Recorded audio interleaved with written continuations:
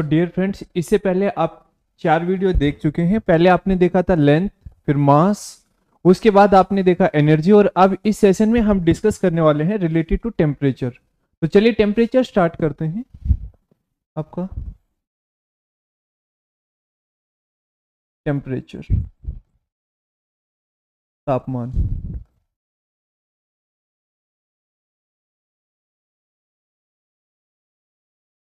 देखिए, सबसे पहले आपको जानना ये होगा कि व्हाट इज टेम्परेचर। इसकी बेसिक डेफिनेशन क्या होगी। तापमान होगा क्या, टेम्परेचर यानी कि तापमान, ये होगा क्या।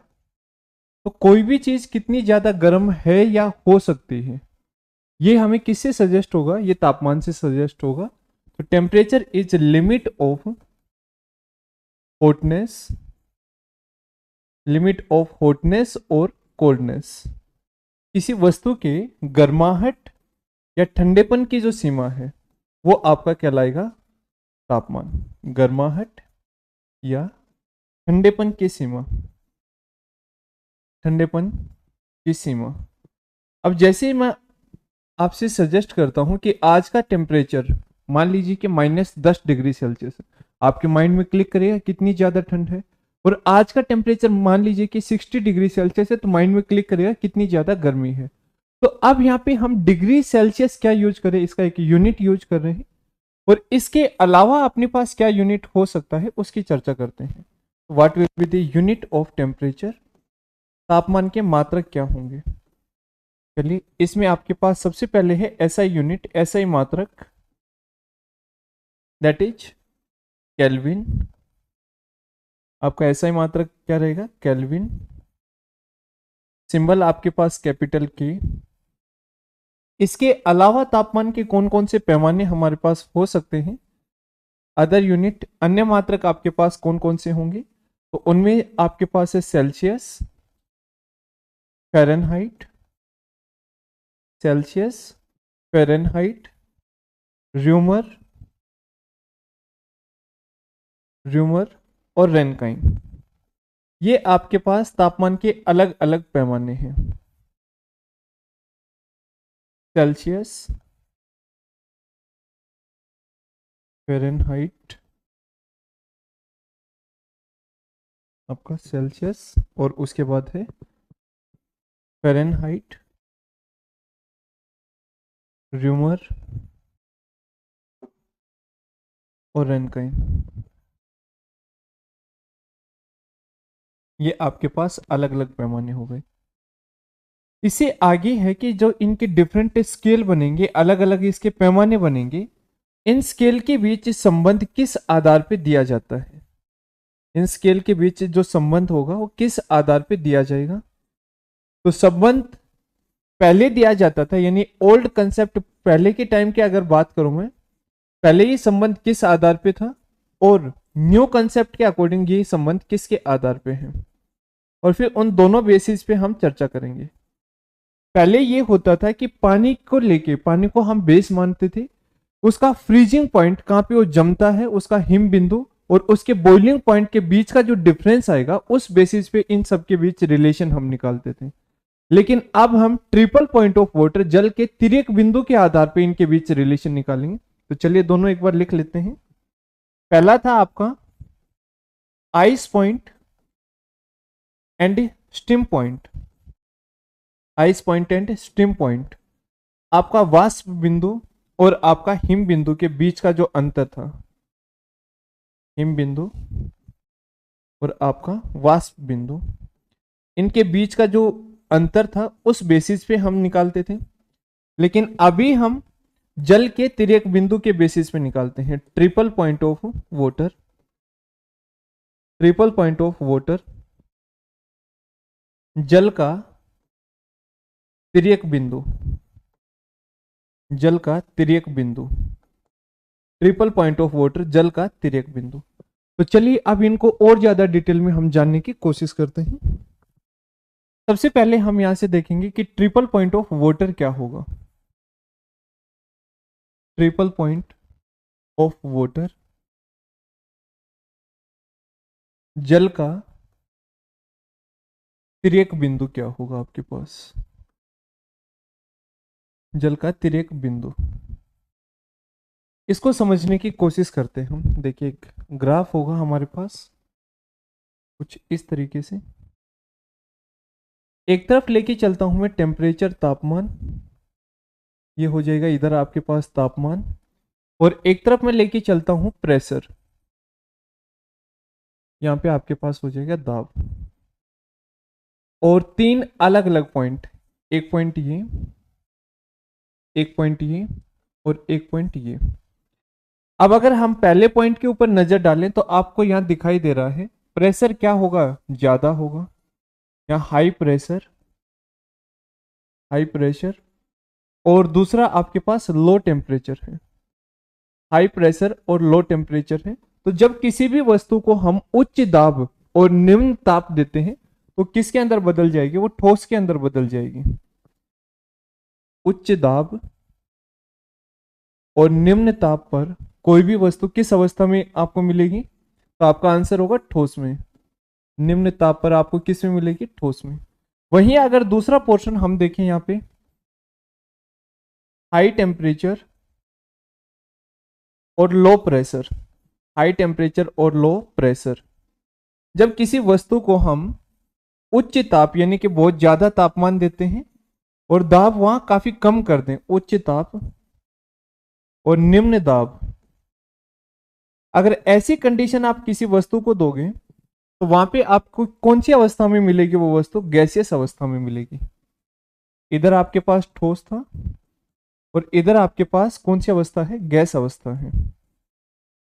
बीच में एक स्टेज एग्जिस्ट करेगी, वो कौन सी है आपकी, लिक्विड स्टेट यानी कि द्रव अवस्था। यानी कि ठोस में हाई प्रेशर लो टेम्परेचर और गैस में हाई टेम्परेचर लो प्रेशर, इन दोनों के बीच में, यानी कि प्रेशर इन दोनों के बीच में, टेम्परेचर इन दोनों के बीच में, तो वहां क्या एग्जिस्ट करेगा, लिक्विड एग्जिस्ट करेगा। तो ट्रिपल पॉइंट ऑफ वाटर आपसे कहता है कि आपको एक ऐसा टेम्परेचर ढूंढना है, आपको एक ऐसा तापमान ढूंढना है जहां पे आपको सॉलिड लिक्विड गैस तीनों एक साथ मिले और तीनों का आपस में कन्वर्जन का रेट, जो रूपांतरण का जो दर होगा, वो एक समान हो। तो ऐसा टेम्परेचर और ऐसा प्रेशर आपको ढूंढना है, ऐसा टेम्परेचर और ऐसा प्रेशर आपको ढूंढना है। तो ये किस तापमान पे पॉसिबल होगा पानी के लिए, तो आपका आंसर रहेगा 0.01 डिग्री सेल्सियस या फिर 273.16 केल्विन पे।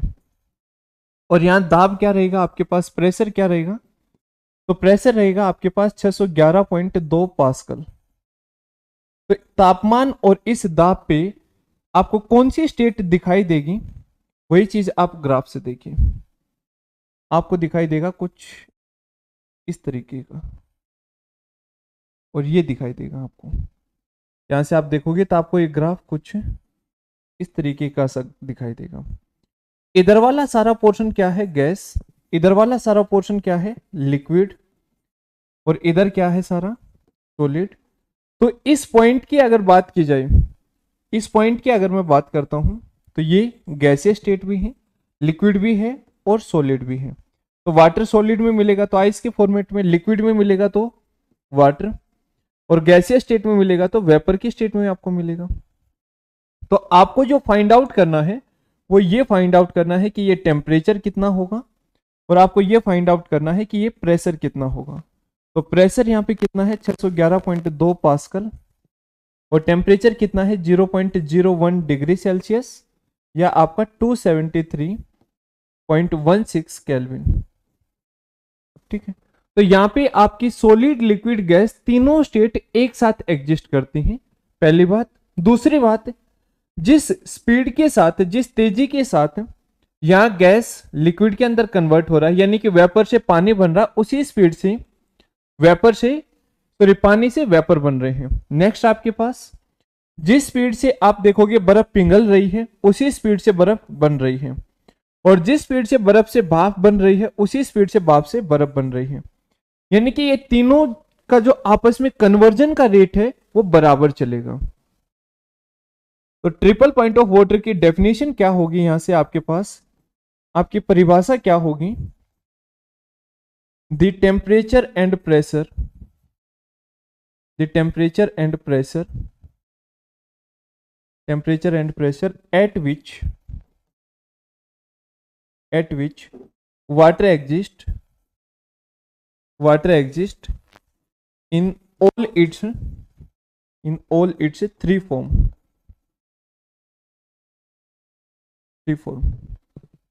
वह दाब या ताप, वह दाब ताप जहां जल अपनी तीनों अवस्थाओं में, तीनों अवस्थाओं में,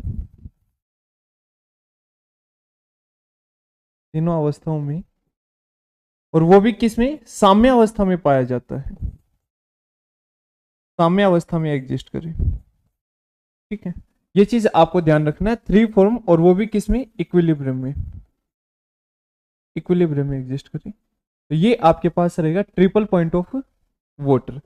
देखिए इसी से रिलेटेड एग्जामिनर ने एक बार क्वेश्चन और बना दिया, यहां से डिफरेंट क्वेश्चन बनाया थोड़ा सा। क्वेश्चन क्या बना दिया आपके पास कि आप जानते हैं कि ड्राई CO2, आपका जो ड्राई CO2 रहेगा, शुष्क कार्बन डाइऑक्साइड गैस रहेगा आपके पास, इसी को आप बोलते हो आप ड्राई आइस, शुष्क बर्फ। ड्राई आइस आपका क्या हो जाएगा, शुष्क बर्फ। अब आप जानते हैं कि बर्फ किस अवस्था में होगा आपके पास, ठोस, और CO2 किस अवस्था में होगा आपके पास, गैस। तो क्या इनके बीच कभी लिक्विड एग्जिस्ट करेगा, या फिर इनके बीच कहीं ट्रिपल पॉइंट एग्जिस्ट करेगा? तो एक ऐसी कंडीशन इसके लिए भी है कि जहां पे सॉलिड, लिक्विड, गैस तीनों स्टेट एक साथ एग्जिस्ट करेंगे, यानी कि इसका जो ट्रिपल पॉइंट होगा, triple point of CO2, carbon dioxide का जो तिर्यक बिंदु होगा वो क्या होगा, तो -78 डिग्री सेल्सियस तापमान, और अपने एटमॉस्फेरिक प्रेशर का 5.2 टाइम्स, 5.2 गुना ATM। ठीक है, एटमॉस्फेयर। तो ये आपको ध्यान रखना है कि वाटर का CO2, ये सॉरी वाटर का ट्रिपल पॉइंट आप याद रखेंगे, दैट्स गुड, लेकिन साथ साथ CO2 का ट्रिपल पॉइंट भी आप याद रखेंगे, वो भी एग्जाम में पूछा जा सकता है। तो पहला तो आपको ये कंफर्म हुआ कि ट्रिपल पॉइंट ऑफ वाटर क्या है। अब इसमें जो दूसरी कंडीशन थी आपके पास, आइस पॉइंट और आपका जो स्टीम पॉइंट है, इनके बीच एक बार वो भी देख लेते हैं क्या है कंडीशन। तो यहाँ डिफरेंट स्केल के नाम, सबसे पहले आपके पास सेल्सियस, फिर आपके पास आ जाएगा केल्विन, फिर आपके पास है फ़ारेनहाइट, फिर है आपके पास र्यूमर, और फिर है आपके पास रेनकाइन। ये डिफरेंट डिफरेंट आपके पास स्केल है। हमने क्या किया, एक बर्तन लिया, इस बर्तन के अंदर हमने आइस रखा, और आइस के अंदर, यानी कि इसी बर्तन के अंदर आइस के साथ हमने सारे स्केल, जैसे ये सेल्सियस, ये केल्विन, ये फ़ारेनहाइट, ये आपके पास र्यूमर, और इसी तरीके से हमने रेनकाइन स्केल रखे और इस बर्तन को ऊपर से ढक दिया, कुछ ऐसा किया। अब इन अलग अलग स्केल पे जो रीडिंग आ रही है उसमें हमने तो कोई हीट नहीं दी है, यानी कि कहीं ना कहीं वो एक्सेस रीडिंग को शो करेगा। तो सेल्सियस पे वो रीडिंग कितनी है, 0 डिग्री सेल्सियस। केल्विन पे, केल्विन पे है ये 273.15 केल्विन। उसके बाद फ़ारेनहाइट स्केल पे ये रीडिंग कितना आ रहा है आपके पास, तो ये है आपके पास 32 डिग्री फ़ारेनहाइट। र्यूमर स्केल पे ये रीडिंग कितना आ रहा है आपके पास, 0 डिग्री र्यूमर। और रेनकाइन स्केल पे ये रीडिंग कितना आ रहा है आपके पास, तो ये आ रहा है 492 डिग्री रेनकाइन, ये आपके पास आ रहा है। तो डिफरेंट डिफरेंट स्केल पे जो वैल्यू ऑलरेडी आपके पास आ रहा है, इसके लिए तो हमने इन्हें कोई भी एनर्जी नहीं दी है, कोई भी हीट नहीं दी है। तो आप देखोगे कि ये तो हमारे पास क्या हो गया, एक्सेस में हो गया। और जो एक्सेस में है हम क्या करते हैं, फॉर्मूले में से उसको हटा दें, क्योंकि जहां तक हम हीट दे ही नहीं रहे तो उसको हम काउंट कैसे कर सकते हैं। तो हमने क्या किया, सेल्सियस -0, केल्विन -273.15, फ़ारेनहाइट -32, र्यूमर -0, और रेनकाइन -492, ये कर दिया हमने पहले। अब हम क्या कर रहे हैं कि इस बर्तन को गर्म करना स्टार्ट कर रहे हैं। ये मान लीजिए इसे हमने गर्म किया, तो जब हम गर्म कर रहे हैं तो हमारे पास क्या आ रहा है, कुछ समय बाद ये वेपर के अंदर बदल जाएगी आइस, या आइस वेपर के अंदर बदल गई है। और जिस समय ये वेपर के अंदर बदल चुकी है पूरी तरीके से, तो हम वही टाइम पे इनका टेम्परेचर नोट करेंगे। सेल्सियस स्केल पे वो टेम्परेचर नोट किया गया है कितना, 100 डिग्री सेल्सियस।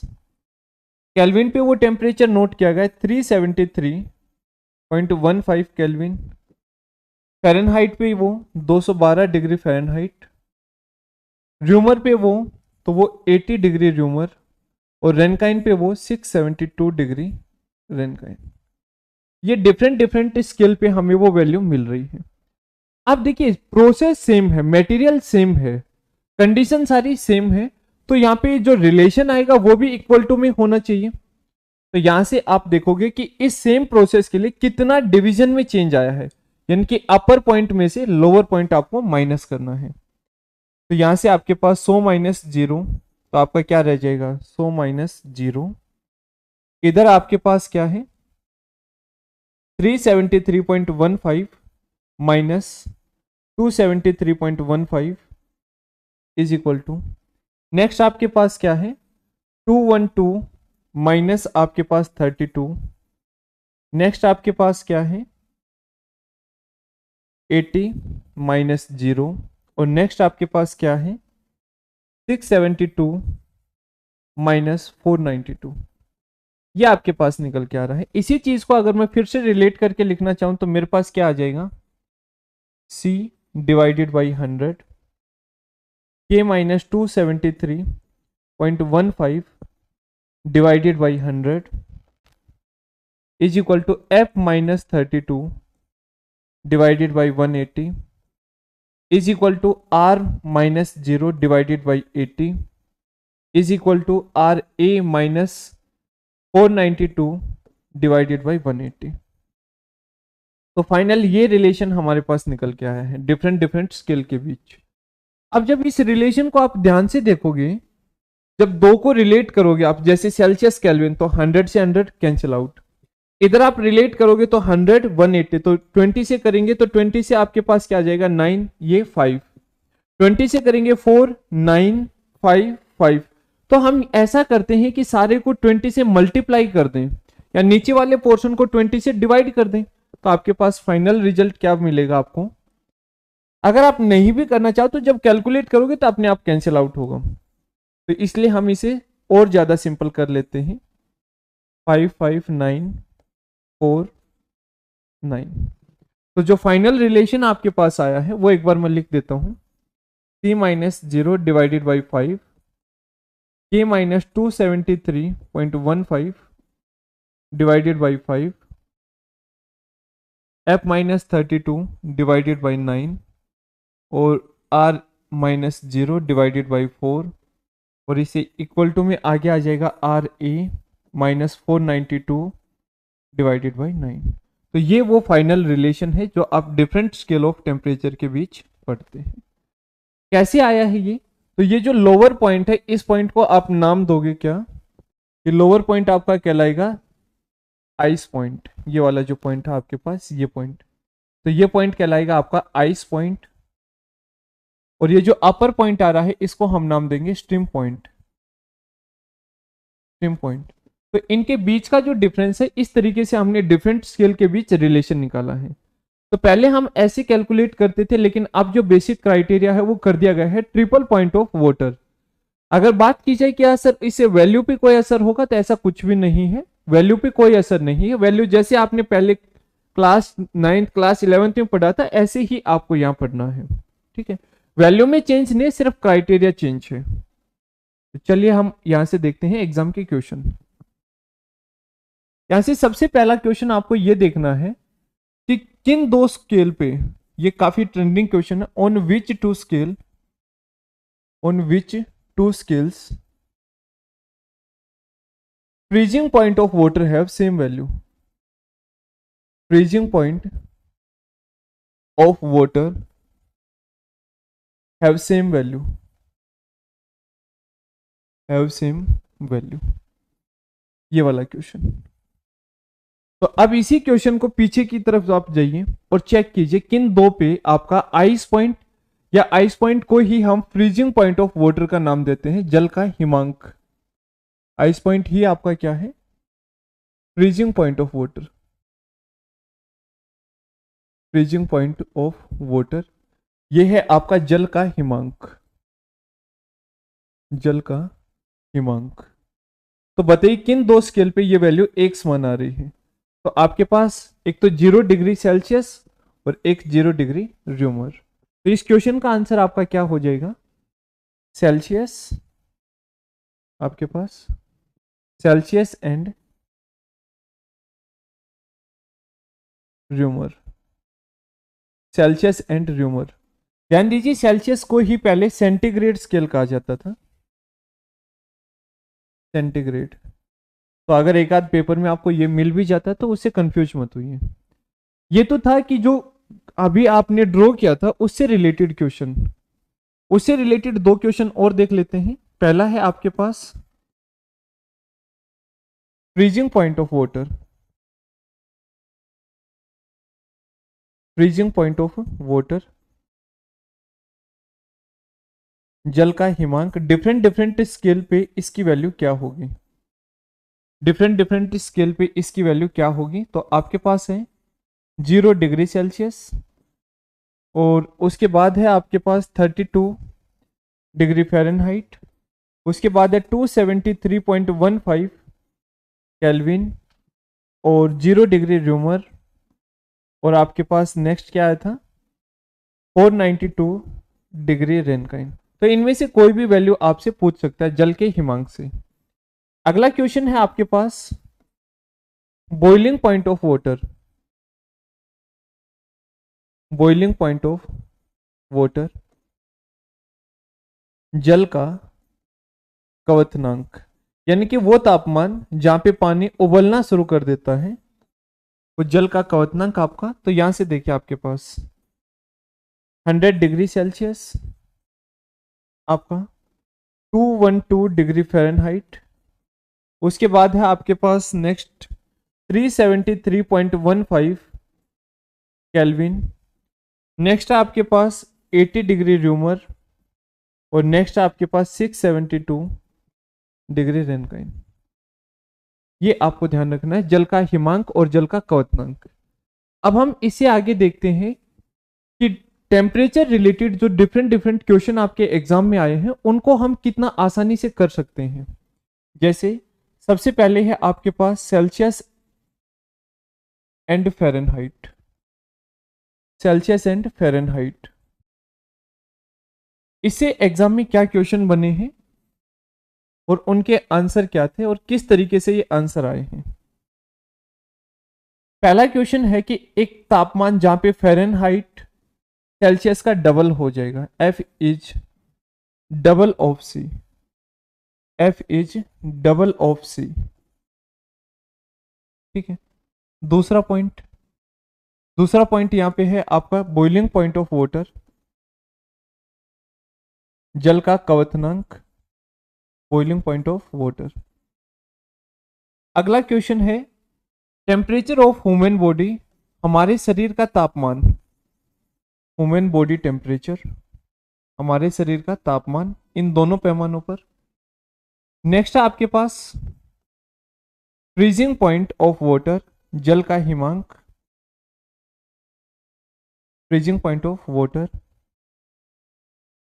नेक्स्ट है आपके पास कि जब 0 डिग्री सेल्सियस में आपने यहाँ फ़ारेनहाइट में वैल्यू निकाली तो 0 डिग्री फ़ारेनहाइट पे सेल्सियस की वैल्यू क्या होगी। नेक्स्ट एक ऐसा टेम्परेचर जहां फ़ारेनहाइट और सेल्सियस की वैल्यू सेम है, F and C have same value, have same value, यानी कि दोनों पैमाने बराबर हों, ऐसा तापमान। और उसके बाद है कि दोनों पैमानों पे जो सबसे कम तापमान आप मेजर कर सकते हैं that is absolute zero temperature. Absolute zero temperature Hindi में होगा आपके पास परम शून्य ताप, परम शून्य ताप। ये आपको ध्यान रखना है। इसके बारे में हम यहां से देखेंगे। सबसे पहले आपके पास कि एक ऐसा टेम्परेचर जहां दोनों बराबर हैं, तो रिलेशन है मेरे पास F-32 डिवाइडेड बाई 9, ये किसके इक्वल है? Celsius -0 divided by 5। अगर ये दोनों स्केल इक्वल है तो इसको भी x मान लीजिए, इसको भी x मान लीजिए। आपके पास रिलेशन क्या बन जाएगा? 9x is equal to 5x minus 160, 4x is equal to minus 160, और x की वैल्यू क्या आ जाएगी आपके पास? -40। यानी कि यहां पे जहां -40 डिग्री सेल्सियस है, यहां होगा आपके पास -40 डिग्री फ़ारेनहाइट। पहला क्वेश्चन तो आपका ये हो गया। दूसरा है कि एक ऐसा टेम्परेचर जहां Fahrenheit is double of Celsius, तो C-0 divided by 5 is equal to F-32 divided by आपके पास 9। ये अगर x है तो ये वैल्यू क्या होगी? 2x। इधर निकालोगे तो आपके पास 9x is equal to 10x minus 160, minus x is equal to minus 160, तो x की वैल्यू कितनी आ जाएगी आपके पास? 160, और 2x की वैल्यू कितनी हो जाएगी आपके पास? 320। इसका मतलब क्या है? इसका मतलब है कि यहाँ पे जहां 160 डिग्री सेल्सियस होगा, तो उस समय यहाँ पे जो वैल्यू होगी वो होगी आपके पास 320 डिग्री फ़ारेनहाइट, ये वैल्यू होगी। इसके बाद बॉइलिंग पॉइंट ऑफ वाटर आपने देखा था, इधर 100 डिग्री सेल्सियस था, तो इधर आपके पास 212 डिग्री फ़ारेनहाइट था। ह्यूमन बॉडी टेम्परेचर की अगर बात की जाए तो हमारे शरीर का तापमान है 36.9 डिग्री सेल्सियस। जब इसे कन्वर्ट करोगे तो आपके पास आ जाएगा 98.4 डिग्री फ़ारेनहाइट। अप्रोक्सीमेशन में अगर आप लेते हो तो यहाँ 37 ले सकते हो, और यहाँ पे 4 के बजाय 98.6 हो जाएगा अगर इधर 37 आप ले रहे हो। फ्रीजिंग पॉइंट ऑफ वाटर आपके पास 0 डिग्री सेल्सियस, और इधर था आपके पास 32 डिग्री फ़ारेनहाइट। अगर 0 डिग्री फ़ारेनहाइट आप ले रहे हो, यानी कि इस फॉर्मूले में F की जगह 0 पुट करोगे तो सेल्सियस की वैल्यू आ जाएगी -17.8 डिग्री सेल्सियस। ठीक है। अब एब्सोल्यूट जीरो टेम्परेचर, जो सबसे कम टेम्परेचर हम माप सकते हैं, अब तक मापा नहीं गया लेकिन माप सकते हैं, ऐसे थियोरेटिकल हैं अपने पास, तो सबसे कम टेम्परेचर क्या होगा? इधर होगा -273.15 डिग्री सेल्सियस, और यहां होगा -459.67 डिग्री फ़ारेनहाइट। तो ये डिफरेंट डिफरेंट क्वेश्चन है based on Celsius and Fahrenheit जो आपके एग्जाम में देखे गए हैं। तो अब चलिए हम नेक्स्ट क्वेश्चन की तरफ चलते हैं। इसी तरीके से अगला क्वेश्चन है आपके पास कि वो कौन सा टेम्परेचर है जहां केल्विन और फ़ारेनहाइट दोनों की वैल्यू सेम होगी। केल्विन और फ़ारेनहाइट, यानी कि आपके पास रिलेशन है K minus 273.15 divided by 5 is equal to F-32 divided by 9। जहां ये दोनों वैल्यू बराबर होंगी तो इसको भी x मान लीजिए, इसको भी आप क्या मान के चलेंगे? x। तो ये हो जाएगा आपके पास 9x minus 9 into 273.15 which is equal to आपके पास 5x माइनस 160। तो इस 5x को इधर लेके आऊंगा मैं, 4x is equal to minus 160 plus 9 into 273.15, ये आपको करना है। तो आपके पास फाइनल रिलेशन क्या आ जाएगा? x की वैल्यू तो ये आएगी आपके पास 574.5। इस वैल्यू पे जब इसको आप सोल्व करोगे तो x की वैल्यू क्या आ जाएगी आपके पास? 574.25। यानी कि जब इस तरीके से आप रिलेशन ले रहे हो कि एक ऐसा टेम्परेचर जहां पे केल्विन और फ़ारेनहाइट एक समान है, केल्विन और फ़ारेनहाइट एक समान है, तो इधर ये वैल्यू रहेगी आपके पास 574.25 केल्विन, और इधर ये वैल्यू रहेगी आपके पास 574.25 डिग्री फ़ारेनहाइट। यानी कि यहाँ पे K and F have same value, ये आपको ध्यान रखना है। और अगला पॉइंट यहाँ पे आपको क्या नोटिस करना है कि एक ऐसा टेम्परेचर, उससे कम टेम्परेचर हम कभी मेजर नहीं कर सकते, that is absolute zero temperature, परम शून्य ताप। एब्सोल्यूट जीरो टेम्परेचर आपका हिंदी में क्या लाएगा, परम शून्य ताप,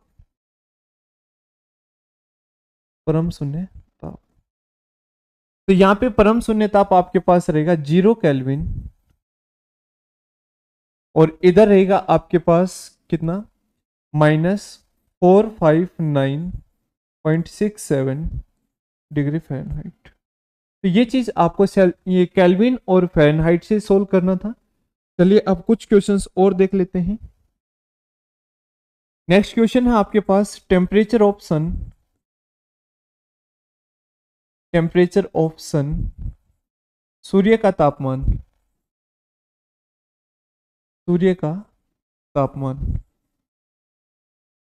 ठीक है, डिफरेंट डिफरेंट पॉइंट्स पे आपको डिफरेंट डिफरेंट टेम्परेचर मिलेगा यहां से। ये मान लीजिए सन है आपके पास, ये सन के चारों तरफ जो विजिबल पार्ट होगा सन का, जो दिखाई देने वाला भाग होगा, दैट इज फोटोस्फियर आपके पास, फोटोस्फियर, विजिबल पार्ट ऑफ सन,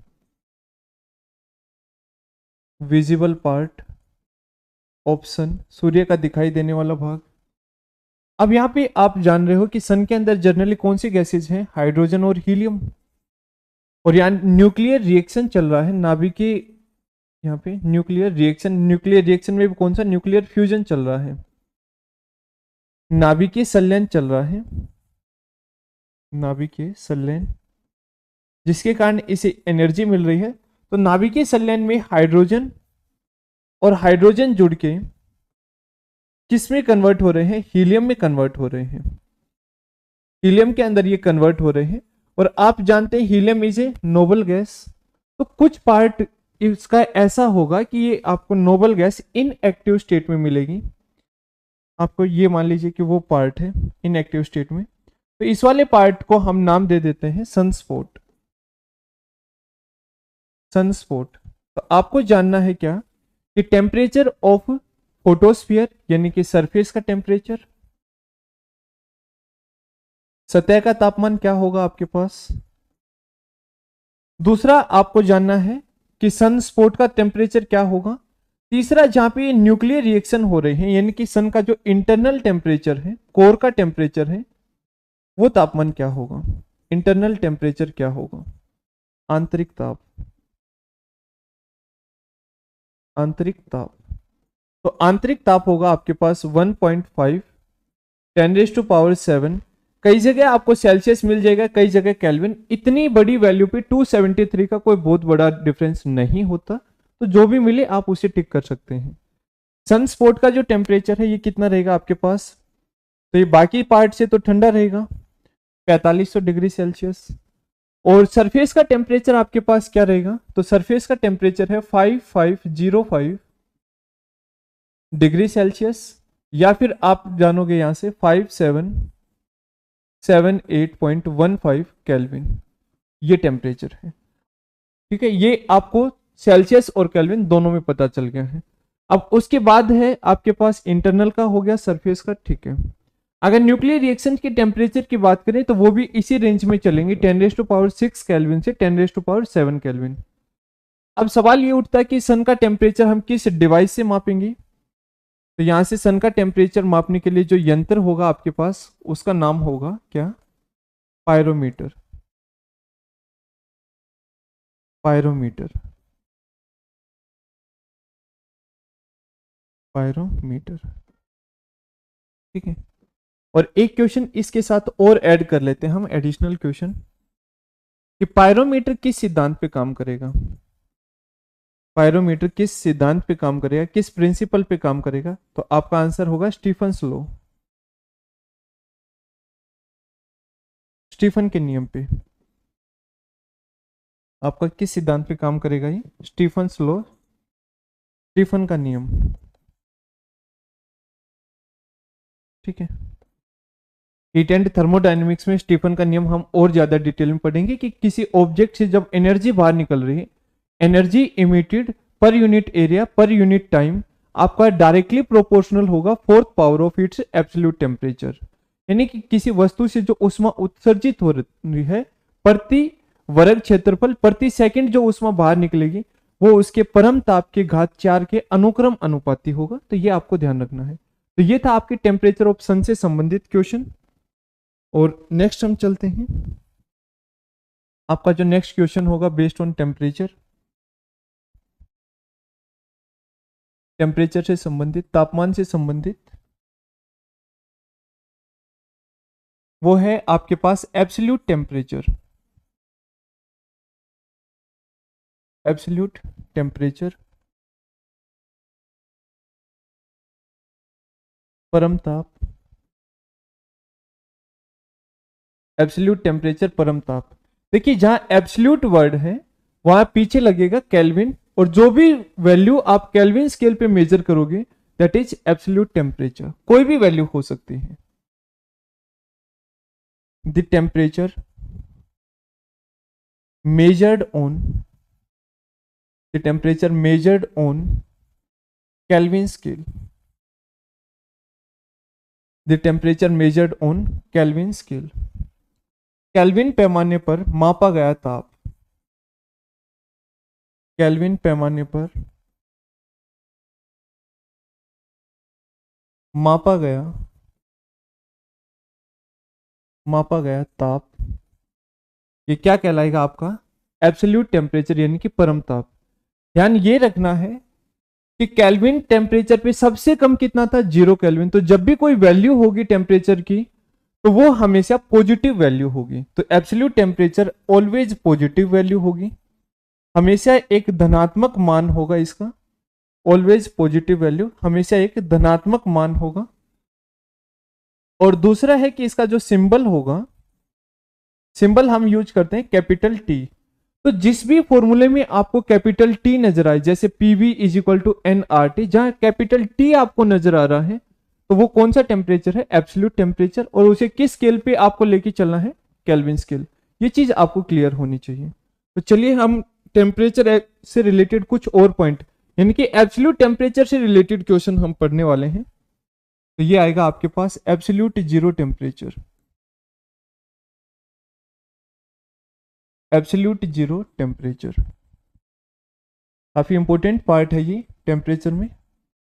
ये है आपके पास परम शून्य ताप, एब्सोल्यूट जीरो टेम्परेचर परम शून्य ताप। सबसे पहले आपको जाननी है कि इसकी वैल्यू क्या होगी, इसका मान क्या होगा एब्सोल्यूट जीरो टेम्परेचर का।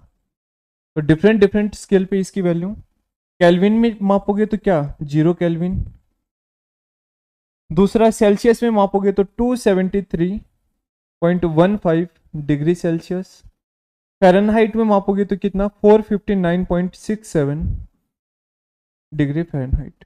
तो ये तो आपको इसकी वैल्यूज याद रखनी है कि अलग अलग स्केल पे इसका मान क्या होगा। दूसरा, इससे एग्जाम में और क्या क्वेश्चन बनता है, ये मिनिमम टेम्परेचर है जो किसी भी पैमाने पर मापा जा सकता है। Minimum temperature that can be measured on that can be measured on any scale, that can be measured on any scale, किसी भी पैमाने पर मापा गया ये न्यूनतम ताप है। किसी भी पैमाने पर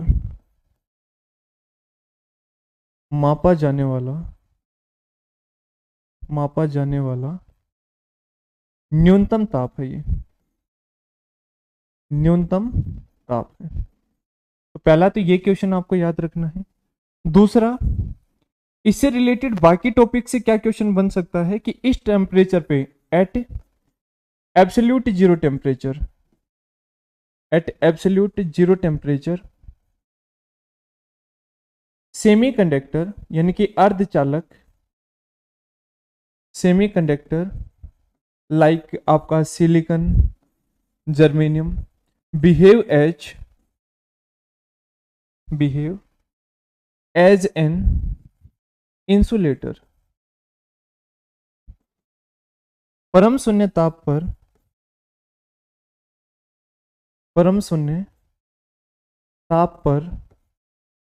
अर्धचालक, परम शून्य ताप पर अर्धचालक जैसे सिलिकॉन, जर्मेनियम कुचालक की तरह व्यवहार करते हैं। कुचालक की तरह व्यवहार करते हैं, व्यवहार करते हैं। ठीक है, अगला क्वेश्चन क्या बनेगा आपके पास इसी से रिलेटेड, एब्सोल्यूट जीरो टेम्परेचर से। तो at absolute zero temperature, at absolute zero temperature, परम शून्य ताप पर गैस मॉलिक्यूल, गैस के अणु, gas molecules stop their moment, gas molecule stop their moment. और आप जानते हैं कि इनका मोमेंट कैसा होता है, जिग-जैग पाथ में होता है। जिग-जैग पाथ एक ऐसा रास्ता है कि जिसकी डायरेक्शन आप कभी भी डिफाइन नहीं कर सकते। जैसे जैसे मान लीजिए आप इधर चले, फिर इधर, फिर इधर, फिर इधर, फिर इधर, फिर इधर, फिर इधर, इनकी पता ही नहीं कि हम जा किधर रहे हैं। और जिग-जैग पाथ को हम दूसरा नाम देते हैं ब्राउनियन मोशन। रॉबर्ट ब्राउन ने इसके बारे में बताया था, ब्राउनियन मोशन, ब्राउनियन गति हम नाम देते हैं। तो इस तापमान पे जो गैस मॉलिक्यूल की गति होती है, यानी जिसे हम जिगजैग गति या फिर ब्राउनियन गति का नाम दे रहे थे, वो रुक जाती है। ब्राउनियन गति रुक जाती है, यानी कि गैस के अणु गति करना बंद कर देते हैं परम शून्य ताप पर। ये लिख भी सकते हो, परम शून्य ताप पर गैस के अणु, गैस के अणु गति करना बंद कर देते हैं, बंद कर देते हैं। एक और क्वेश्चन हम यहां से देखेंगे कि at absolute zero temperature, at absolute zero temperature ideal gas molecule, ideal gas molecule have no energy.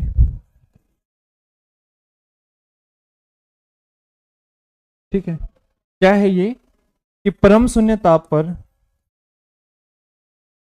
परम शून्य ताप पर गैस, गैस में एक चीज ध्यान रखना है, आदर्श गैस, सिर्फ बाकी गैस के अंदर हो सकती है, लेकिन यहां बात होगी आदर्श गैस की। आदर्श गैस के अणुओं में कोई ऊर्जा नहीं होगी, अणुओं में कोई ऊर्जा नहीं होगी, अणुओं में कोई ऊर्जा नहीं होगी। ठीक है, ये आपको ध्यान रखना है।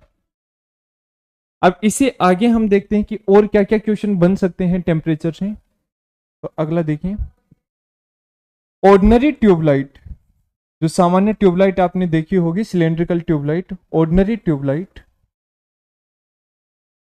सामान्य ट्यूबलाइट कैसी, जो इस तरीके की ट्यूबलाइट आप घरों में यूज करते हैं। ये जो ट्यूबलाइट होगी आपके पास, ऑर्डिनरी ट्यूबलाइट। तो सामान्य ट्यूबलाइट के ऊपर कितना टेम्परेचर लिखा हुआ होता है, इस पे लिखा हुआ जो तापमान होता है कितना होगा, तो आपका आंसर होगा 6500 Kelvin. The temperature mark on ordinary tubelight, सामान्य ट्यूबलाइट पर अंकित तापमान, सामान्य ट्यूबलाइट पर अंकित तापमान, तो वो आपका आंसर रहेगा कितना, वो रहेगा 6500 केल्विन। तो ये कुछ डाटा थे जो आपको जानने जरूरी थे कि अलग अलग टेम्परेचर से रिलेटेड कैसे क्वेश्चंस बन सकते हैं। अब इसी से संबंधित कुछ और पॉइंट हम देखें, जैसे ह्यूमन बॉडी का टेम्परेचर।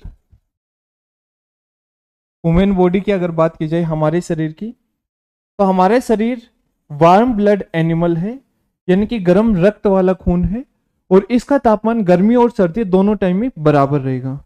रहेगा कितना, तो 36.9 डिग्री सेल्सियस, 98.4 डिग्री फ़ारेनहाइट और 310 केल्विन, ये हमारे शरीर का तापमान है।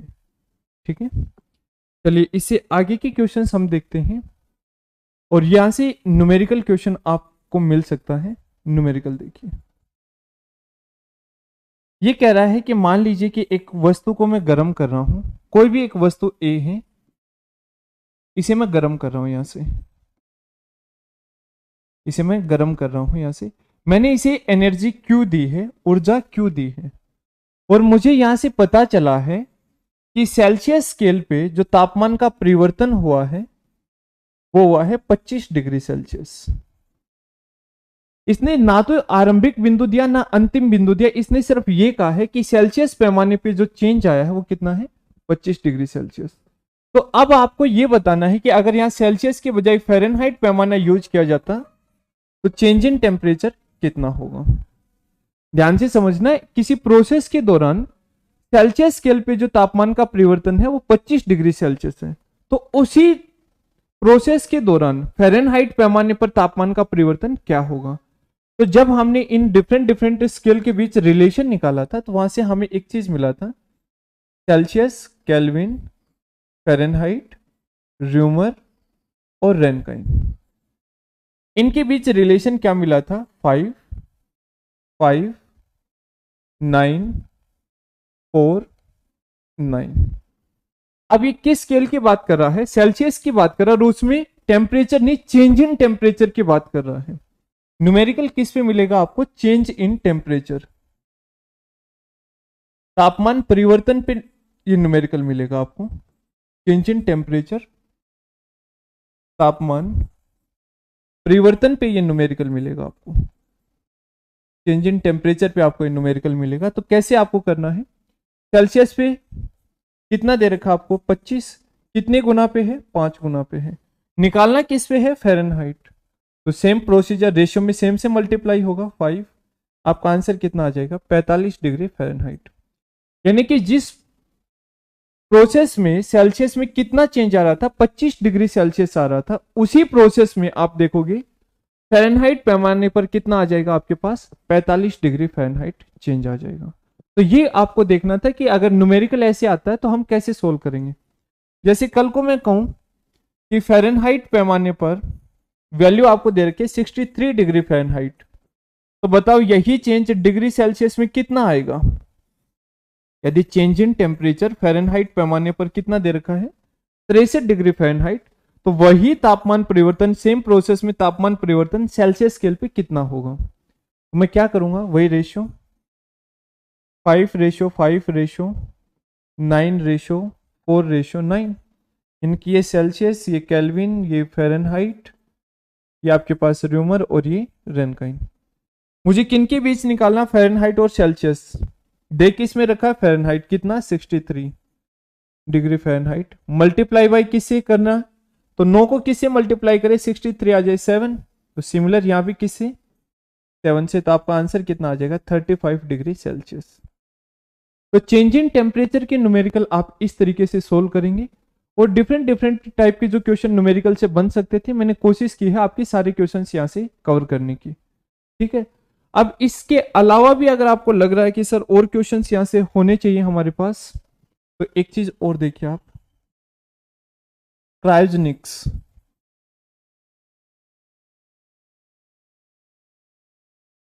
क्रायोजेनिक्स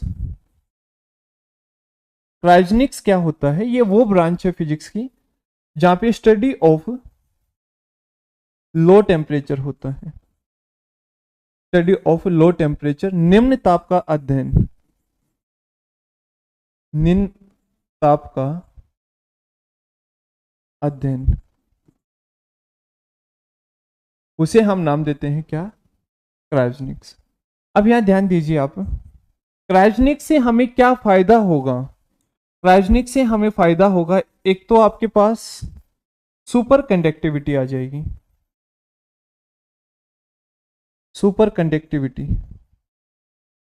अति चालकता। अति चालकता से क्या मिलेंगे आपको, अति चालकता का परिणाम होगा कि हमें मटेरियल किस अवस्था में मिल जाएंगे, सुपर कंडक्टर की अवस्था में मिल जाएंगे। सुपर कंडक्टर इस अवस्था में मिल जाएंगे आपको, अति चालक। और अति चालक वो होते हैं जिनका रेजिस्टेंस, जिनका प्रतिरोध 0 हो। अति चालक वो होते हैं जिनका प्रतिरोध 0 हो, ठीक है। और सुपर कंडक्टर के एग्जाम्पल तो हमारा मरकरी यानी कि पारा, जो सामान्यतः एक अच्छा सुचालक नहीं है, धातु होते हुए भी ये एक अच्छा सुचालक नहीं है, लेकिन जब उसे कंडीशन दी जाएगी क्रायोजेनिक्स वाली, लो टेम्परेचर वाली कंडीशन दी जाएगी, तो किस तापमान पे ये आपका सुपर कंडक्टर की तरह बिहेव करेगा, तो ये होगा आपके पास 4.2 केल्विन तापमान। सेल्सियस नहीं है, केल्विन। सेल्सियस में तो ये आप मान के चलिए कि -269 लगभग इतना आपका टेम्परेचर चला जाएगा सेल्सियस में। ये तो था किसके लिए, पारा के लिए। यहां से अति चालकता है ये, और ये कहलाएंगे अति चालक, जिनका प्रतिरोध 0 होगा। और यहां देखिए पारा के साथ साथ आपके पास लेड, LEAD, PB, लेड सीसा, तो ये 7.25 केल्विन तापमान पे अति चालक की तरह व्यवहार करेगा। ठीक है, एक तो आया है आपके पास, ये फायदा हुआ है कि जो बड़े बड़े मटेरियल्स हमें यूज करने पड़ रहे थे, जिसके लिए जैसे आपका कंप्यूटर का साइज था वो काफी बड़ा हुआ करता था, उसको छोटा कर दिया गया, या इस तरीके की चीजें जो साइज घटाने के काम आए, एफिशिएंसी दक्षता बढ़ाने के काम आए, स्पीड बढ़ाने के काम आए, तो वो एक तो ये फायदा है। और दूसरा है आपका cryogenic engine. Cryogenic engine, cryogenic engine, cryogenic engine क्या करता है, work at low temperature, work at low temperature, निम्न ताप पर कार्य करता है, निम्न ताप पर कार्य करता है, वर्क एट लो टेम्परेचर। ठीक है, क्रायोजेनिक इंजन के यूज की अगर बात करें हम, इसका यूज, तो एक तो इसका यूज होता है आपका रॉकेट के अंदर, और दूसरा यूज होता है मैग्नेटिक लेविटेशन, मैग्नेटिक लेविटेशन में इसका यूज होता है, लेविटेशन, चुंबकीय लेविटेशन में। सर ये चुंबकीय लेविटेशन से क्या मतलब है आपका, चुंबकीय प्रेरण होता है एक तरीके से ये लेविटेशन, इससे क्या मतलब है, तो आप जान रहे हैं कि अभी हाइपरलूप का कंसेप्ट आपने सुना होगा, हाइपरलूप नेक्स्ट जनरेशन में आप देखोगे कि ऐसे पाइप के अंदर से जो ट्रेन चलेगी, ये वाला, कि ना ये नीचे टच कर रही है ना ये ऊपर टच करेगी, इस तरीके से जो ट्रेन चलेगी आपकी, तो वो किस कंसेप्ट पे बेस्ड है, वो है बेस्ड आपकी मैग्नेटिक लेविटेशन पे। और मैग्नेटिक लेविटेशन वाली प्रोसेस में, यानी कि इनको इस तरीके से हवा में या वैक्यूम में रखने के लिए जिस इंजन का प्रयोग करेंगे, वहां इंजन है क्रायोजेनिक इंजन है आपका, और प्रोसेस मैग्नेटिक लेविटेशन है। और ये सारा हम किस में पढ़ रहे हैं, लो टेम्परेचर से संबंधित पढ़ रहे हैं, निम्न ताप से संबंधित। तो ये था आपका क्रायोलॉजी, या आप कह सकते हो क्रायोजेनिक्स। तो आई थिंक टेम्परेचर रिलेटेड ये क्वेश्चंस आपके लिए इनफ है। बाकी अगर आपका कोई भी डाउट हो तो कमेंट बॉक्स में कमेंट कर दीजिए, आपके हर डाउट का जवाब दिया जाएगा। ठीक है, thanks for watching this video, see you soon, thank you so much.